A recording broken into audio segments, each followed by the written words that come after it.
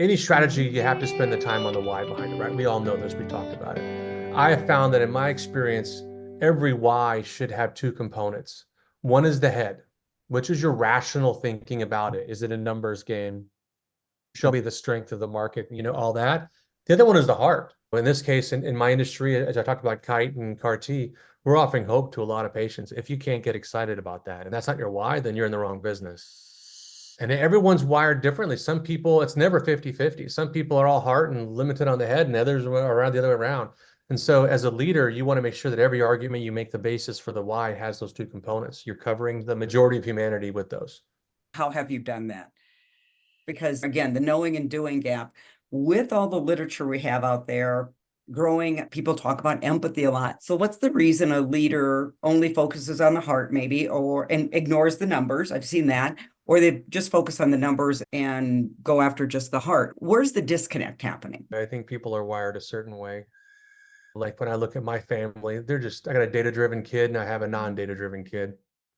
And I think people are wired that way, or at least they gravitate one or the other. And I think as leaders, it's our responsibility to appeal to the broadest audience possible, because I have an audience full of people that will be both one or the other, or versions of both.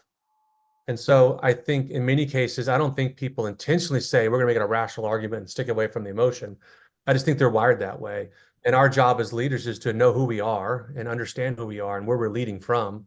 And then from there, either balance it out with somebody else who can help you balance it out, or find a way to balance it yourself. And I tell people, if you can't find the heart in what we're doing, that's okay. There's somebody else you can bring on stage that'll help you with that, or the data part of somebody else. Patients are very persuasive in terms of how it's impacted them. Patient success stories, physician success stories. It goes beyond healthcare, though. Healthcare, I think the why is really easy at times, because you could better life, improve life, keep people alive.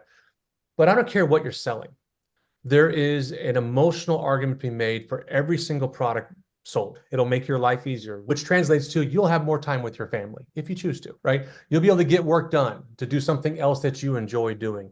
The more efficient mousetrap allows you to have a cleaner home, free of pests. Like, you can think of any emotional argument you want to have. And I think anytime you don't rely on both the head and the heart, you're leaving yourself open to a competitor perhaps doing that. Absolutely. You remind me, I can't even believe this. This is something 15 years ago. And I had a colleague, and I don't even remember his area of expertise, but he was facilitating a workshop with RTD bus drivers. And, they were kind of like, he goes, and I think he was trying to get to the why. And they were all looking at him like this. And he finally started saying, do you get people to doctor's appointments? Do you get people to visit their aging parents? Do you get people to school? And Yep. all of a sudden, the difference in the emotion when these people realize I'm not just driving a bus. And I think it goes to your point. You can find purpose in almost everything. So I really appreciate it. That's exactly right. I know Simon Sinek specialized in this area. He's extraordinary in this area. I'm sure you are familiar with his work. He talks about a variety of framings of how to kind of get at this. And I'll paraphrase him really poorly on this one, but he says something to the effect, people don't necessarily remember what you say, they remember how you make them feel. So it's interesting because in many cases we talk about hard measurements or metrics for sales. And here we're talking about the heart, having purpose in what you sell as being key drivers for what gets people going and what makes them execute better. Colleen, could you summarize is there any points that you feel, hey, this was phenomenal? I know I've got a couple. He said, David, thank you for sharing this with us. Well, the one that really did grab me is because everyone, like you said, David, talks about the why, but when you framed it up as the heart and head, but then what you just said, certain people are wired certain ways. That's why they default to that. And in fact, it's interesting at our house, my husband is really logical, really analytical. He can build a rocket ship. Me, I'm flying at the 50,000-foot level.